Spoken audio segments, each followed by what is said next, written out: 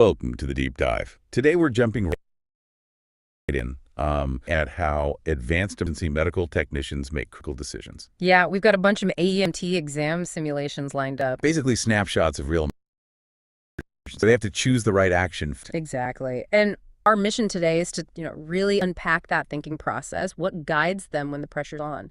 We've got quite a range of scenarios too. Oh, yeah. Everything from stuff like diabetic issues, hypovolemic shock, trauma from car crashes, OB emergencies, Respiratory problems, MCIs, cardiac stuff, kids. burns, asthma attacks, overdoses, whole gamut, really. These AEMTs, they have more advanced skills than basic EMTs, a really vital link. So for you listening, this is your chance to really get inside the heads of these pros. We'll look at the assessment findings, the key clues. And really dig into why they do what they do. Why one treatment over another. Expect some aha moments, hopefully, sort of peel back the... All right, let's get started. Scenario. 37-year-old woman in a park says she's diabetic, maybe took too much. Okay, so the AEMT get there. She's alert, but definitely confused. Combative, even. Pacing, muttering nonsense, can't follow commands. Assessment shows she's sweaty, pale, diaphoretic is the term, slurred speech. Uncoordinated, too, like swatting at people. Right. But her airway's patent, breathing's okay rate-wise, pulse is just really fast. And the vitals. BP 108 over 64, heart rate 118, respiration 1602, sets 99% on room air. But here's the kicker, blood glucose is 42. Okay, 42. Question is, what's the very first thing you do? Options are A, oral glucose, B, restrain and transport, C, IV dextrose, or D, monitor airway with. This one really hammers home recognizing hypoglycemia, low blood sugar rate, especially with that history and the altered mental status. And the potential insulin overdose clue.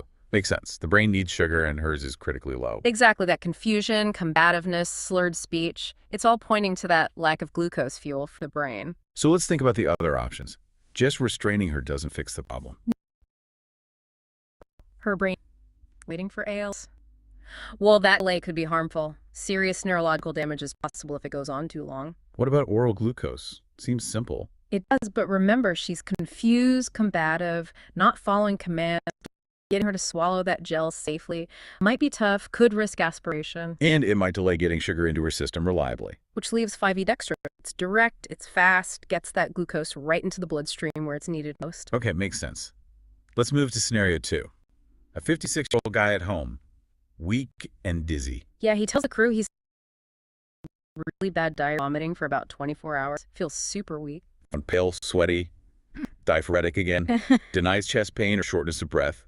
Meds are lisinopril and furosemide. Okay, vitals. BP is low, 86 over 58. Heart rate's 118, but weak and thready. Respiration's 20, unlabored. O2 sats 97% room air. Glucose is normal, 108, but skin's cool, pale, sweaty. Under clear. So the question, most appropriate initial intervention. A, rapid V saline and transport. B, bag valve mask ventilation. C, oral glucose, recheck BP. Or D, high flow oxygen. This smells like shock, doesn't it? Like volume loss. Exactly. Hypovolemic shock, all that vomiting and diarrhea, major fluid loss. And those meds, can lower BP, furosemide makes you lose fluid. Perfectly. It's a perfect storm for dehydration and low blood volume. So even though his oxygen level's okay, that low BP and fast, weak pulse, that's the body struggling, right? Compensated shock. That's it. Cool. Clammy skin fits too. The hard to keep things going, but it's from behind. So what's the priority? Oxygen seems okay. Saturation is 97%. Yeah. Glucose is normal, so no oral glucose needed. BVM isn't indicated. He's breathing okay on his own for now. So it really comes down to fluids. Absolutely. We need to address the volume deficit now. Rapid for fluids, normal saline is the key initial step to boost his volume and hopefully improve that blood pressure. Transport is vital, but we need to start fixing the problem en route. Got it. Okay, trauma time. Rollover crash. 22. Unrestrained. Eject. Found supine, semi-conscious, just moaning. Airways open but gurgling. Breathing shallow, irregular, withdraws from pain. The rapid trauma check finds bleeding. Trachea is deviated to the right. Breath sounds are absent on the left. JVD is present. His neck veins are bulging. Skin's cool, clammy. Whoa. Okay. Vital lines. Bad. BP 78 over 50, heart rate 132, respirations only 8, and irregular. O2 sats 85% on room air. Yikes. Okay, immediate intervention options. A, BVM and IV en route. B, traction splint and package. C, left lateral position and oxygen. D, needle decompression, left chest, then BVM. Right, trauma 101, ABCs, airway, breathing, circulation. This guy's failing A and B hard. That gurgling means airway obstruction, likely blood, shallow, slow breathing, low sats. Not good. And those specific signs, tracheal deviation away from the quiet side, absent breath sounds on the left, JVD. That screams tension, pneumothorax. Air trapped in the chest, squeeze in the lung and the heart. Exactly. It's building pressure, crushing everything. Life threat number 1. So the femur fracture, while serious, isn't the immediate killer here. Correct. Putting him on his side won't fix the trapped air. 5E access is needed, yes, but not before fixing the breathing. So it has to be D, right? Needle decompression. Absolutely.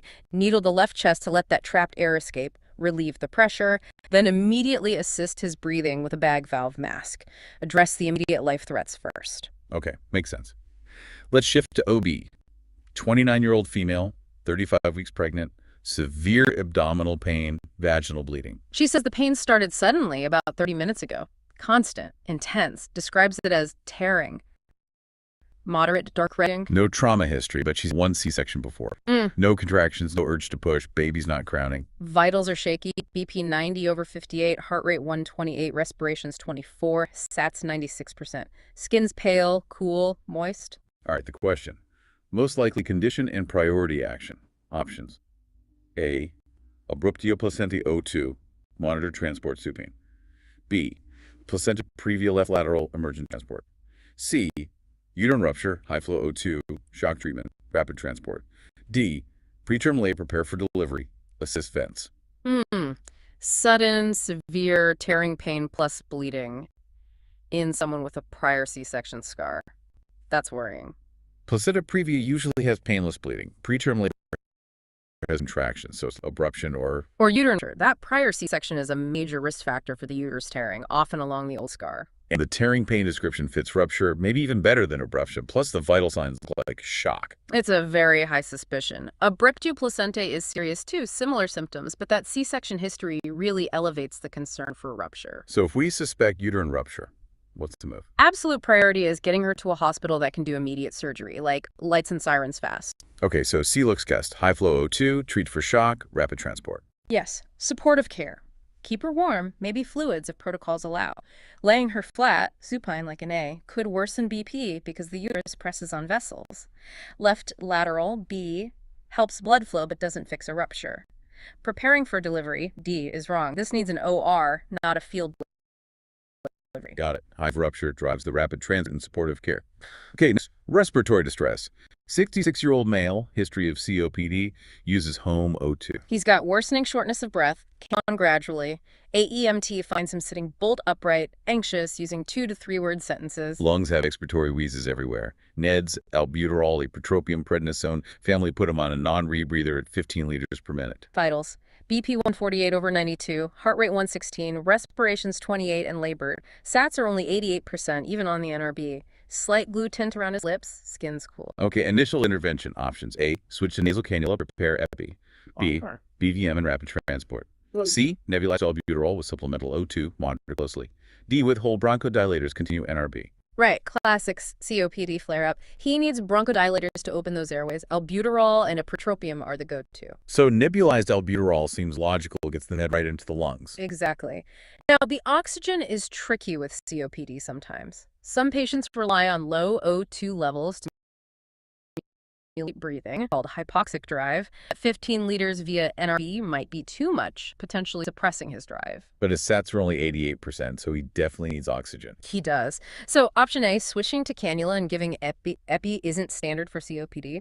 Option B, BVM. Maybe later if he crashes, but he's still now just working hard. Option D, withholding the meds he needs. Nope. So C seems right. Nebulize albuterol, give oxygen, but watch him carefully. Yes. Give the albuterol nebulizer, keep supplemental O2 going, but monitor his breathing effort and rate closely. Maybe adjust the oxygen delivery down slightly once the neb is running, aiming for sats around 90–92%, not necessarily 100%, to avoid knocking out his drive. Close monitoring is key. All right. Multiple casualty incident triage, school bus crash. You're the first AEMT. Okay. You find a 10-year-old boy on the ground, conscious, crying, got an open femur fracture, moderate bleeding. Breathing rate is 28 per minute. Capillary refill is 3 seconds. Can't walk. According to START triage, how do we tag him?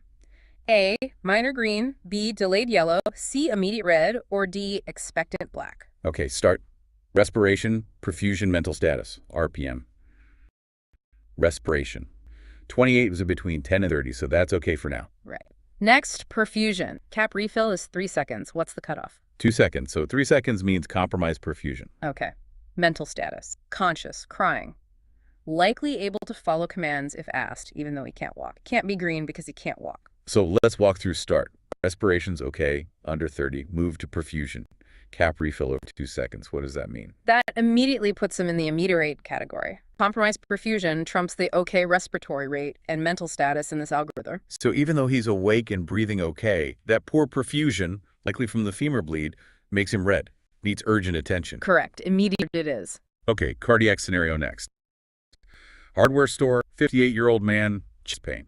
He describes it as sharp and tearing, radiating to his back. He's anxious, pale, sweaty, history of hypertension and smoking. And the bystanders mentioned a big difference in blood pressure between his arms. Yeah, and the AEMT confirms it. Right arm, 158/94. Left arm, way lower, 96/60. Heart rate 104. Respirations 20. Sats 97%. Lungs clear. Wow, that BP difference is huge. So likely diagnosis and action. Options. A, heart attack, MI, give nitro, aspirin. B, tension pneumoneedle decompression, O2. C, aortic dissection, supportive care, avoid vasodilators, rapid transport. D, pulmonary embolism, CPAP, rapid transport. That tearing pain radiating to the back plus the massive BP difference, that's Right. almost textbook for aortic dissection. Right, a tear in the big artery coming off the heart. Hypertension is a big risk factor, too. Exactly. It's not typical heart attack pain, no signs of tension pneumo. PE is possible, but less with specific signs. So, section, what's the key thing not to do? Don't things like nitroglycerin. Vasodilators could actually make the tear worse or cause other problems. So, option C looks best. Supportive care, keep him calm, don't give nitro, and get him to the hospital ASAP. Precisely. This needs a specialized center, likely surgery, so keep stress low, manage basics, and transport rapidly. No vasodilators. Okay, pediatric emergency, daycare, 4-year-old, suddenly lethargic, unresponsive after lunch. No known allergies, was fine earlier.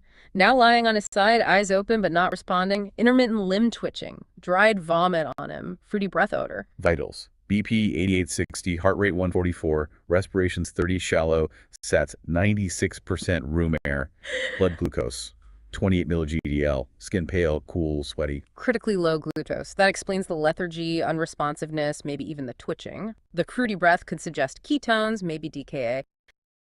But the immediate issue is the glycemia. So immediate action options. A, oral glucose gel. B, recovery position, wait for ALSC, IV access, and dextrose per protocol. D, oxygen via NRB, observe seizures. Okay, glucose is 28. He needs sugar now. Can we give oral glucose? He's unresponsive. Nope. Too risky for aspiration. Option A is out. Option B, waiting for ALS, delays critical treatment. Option D, oxygen is good but doesn't fix the sugar. Sats are okay anyway. So it has to be C, get an IV and push dextrose. Yes, that's the most direct and safest way to get glucose into him quickly given his unresponsiveness. Pediatric dosing protocols, of course. Makes perfect sense. Okay, second to last, trauma, burns, possible inhalation injury, 42-year-old woman pulled from a Smoke-filled bedroom, conscious but confused, coughing, face hurts, trouble breathing. signs, singed nasal hairs, sit around mouth nose, partial thickness burns on chest and arms, hoarse voice, slight drooling. It's freezing outside. She's lightly dressed. Vitals, BP 102/60, heart rate 128, respirations 32, labored sats 91%, room air, burn skin red, painful. She feels cool overall. Okay, most appropriate immediate priority. A, IV fluid bolus for burns. B, cool saline dressings, TVSA assessment. C, high flow 2, prepare for airway deterioration. D, burn sheet, keep warm, position of comfort. This scenario screams airway risk. All those signs, singed hairs, soot, hoarseness, drooling, difficulty breathing, point heavily towards inhalation injury. Meaning the airway could swell shut very quickly. Exactly. Superheated gas and smell damage. It's an immediate life threat. So while the burns need fluids, A, and assessment, B, and warmth, D, are all important. They come second to securing that airway. Her confusion and labored breathing reinforce that. So C is the high flow oxygen right away, and be ready, like real ready, for that airway to close. Intubation equipment, ready to go. Absolutely. Airway first, always in suspected inhalation injury. Everything else follows. Okay, last one. Respiratory emergency. 17-year-old girl, bad asthma. Severe difficulty breathing despite using her rescue inhaler twice. Found in tripod position, alert but panicked, using accessory muscles. Lungs sound tight, diminished air movement, faint wheezing. Can't speak in full sentences. Blue around the lips, cyanosis, albuterol rescue, corticosteroid maintenance. Vitals. BP 13288, heart rate 142, respirations 38 shallow, O2 sats really low at 84% on room air. Skin cool, pale, moist. What's the most appropriate intervention? A. Nebulized albuterol, monitor closely. B. BVM ventilations, immediate transport. C. Reassure, nasal cannula, let her use inhaler again. D. Withhold albuterol due to high heart rate of O2 via NRB. She's in severe distress. Tripod, accessory muscles, cyanosis, low sats, diminished breath sounds despite wheezing. This is bad. Her inhaler isn't cutting it. And that diminished air movement is really concerning, right? It means air isn't even moving enough to wheeze loudly sometimes. Precisely. It's a sign of severe obstructions, sometimes called the silent chest, which is ominous. She needs aggressive bronchodilation. So C is definitely not enough. D, withholding albuterol because of the heart rate. No, the tachycardia is likely because she can't breathe and is hypoxic. You have to treat the underlying bronchospasm. So between A and B, nebulized albuterol is straight to BVM. Well, she's still conscious, some respiratory effort, although poorly. The first step should be aggressive bronchodilation with nebulized albuterol and high-flow oxygen to try and open her airways and improve sats. But given it looks. Exactly. So while option A, nebulized albuterol, is the correct initial medication, you need to be immediately prepared for option B. Monitor her continuously. If she doesn't improve rapid, very likely with that shallow, rapid breathing, assist her ventilations with a BVM and transport. The threshold to assist ventilation is very low here. Got it. Start the neb, but have the BVM ready and expect to use it. That's the practical approach. Continuous monitoring and readiness to escalate are key. Whew. Okay, that was quite a run-through of scenarios. Yeah, it really highlights the need for rapid assessment, spotting those immediate life threats, and understanding why certain interventions are critical. Absolutely. And for you, the learner, you have a real sense of the complex thinking that goes into emergency care. It's often more layered than it seems initially. Definitely. It's about connecting the dots between the patient's presentation, their history, the vital signs, and the underlying problem. So, a final thought to leave you with. Think about how these principles, quick assessment, setting priorities, understanding the why, might apply elsewhere. In any high-pressure situation, medical or not, what are the vitals you need to check first? Interesting question. And if this sparked your interest, definitely check out some AEMT training info or resources on emergency care. It's a fascinating world. Couldn't agree more. Thanks for joining us on the Deep Dive.